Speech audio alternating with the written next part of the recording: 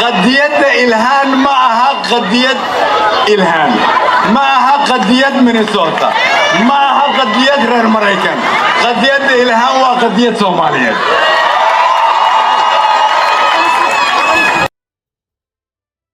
The setting was Minnesota, a state that's currently buckling under the weight of deep divisions and massive, inexcusable failures in how your tax dollars are being watched. On a stage draped in the banners of the diaspora, former Somali Prime Minister Hassan Ali Khaire did something that caught everyone off guard. He stood in front of a massive crowd of his own people and took a direct, authoritative shot at Representative Ilhan Omar. For years, we've heard the whispers that Omar's legislative energy is focused on the Horn of Africa rather than the families struggling in Minneapolis. But to hear this charge leveled by the man who once held the highest executive office in Somalia, that is a seismic shift.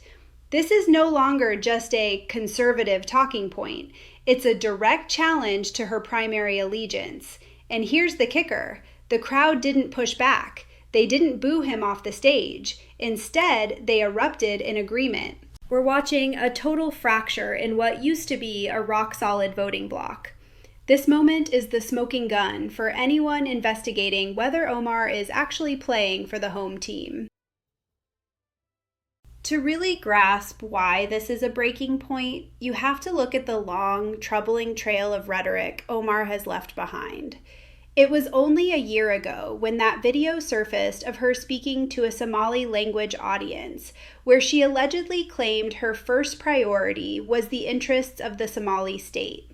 She wasn't talking about Minnesota then, and she isn't now.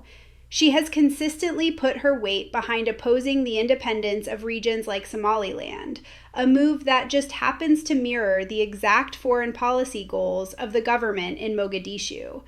People are starting to ask the hard questions. Isn't this a flat-out violation of her oath of office? While you're trying to keep up with record inflation and a border that's out of control, Omar is burning her time on the territorial integrity of a nation thousands of miles away. The former Prime Minister's words just confirmed our worst fears, that the halls of our Congress are being used to push a foreign agenda. This isn't a policy debate. It's a question of whether she has any foundational loyalty to the American Republic at all. The evidence of this failure to put Americans first is getting way too loud for the media to ignore. This political explosion is happening right as one of the biggest financial heists in Midwest history is being dragged into the light. Federal investigators have been digging into a massive scam where hundreds of millions of your tax dollars, money that was supposed to feed hungry children, was allegedly siphoned off through a tangled web of groups inside Minnesota's Somali community. The total lack of oversight here is a joke, and it's already led to a mountain of indictments and a lot of very angry taxpayers. Omar has been the political face of this community for years, which raises the obvious question: how does a massive theft like this happen on her watch? The fact that the former prime minister is now publicly distancing himself from her is a massive signal. It shows that even people within the community realize the damage being done to their reputation is almost impossible to fix. Investigators are finally pulling on the thread that connects foreign political interests to the draining of American resources, and the scale of what's been lost is enough to make anyone's blood boil. The fallout from this speech has been fast, and it's been brutal. Heavy hitters in Washington are now calling for Omar's influence to be completely stripped away.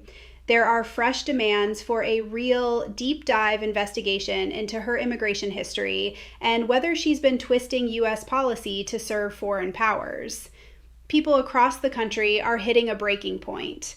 They're demanding that their representatives serve the American flag and only the American flag. Whether he meant to or not, the former prime minister just handed a massive weapon to the people trying to hold Omar accountable. If her own people are standing up in public and saying she serves Somalia better than she serves the people of Minnesota, then her position in our government is finished. We are watching the protective shield the media has built around her finally crumble.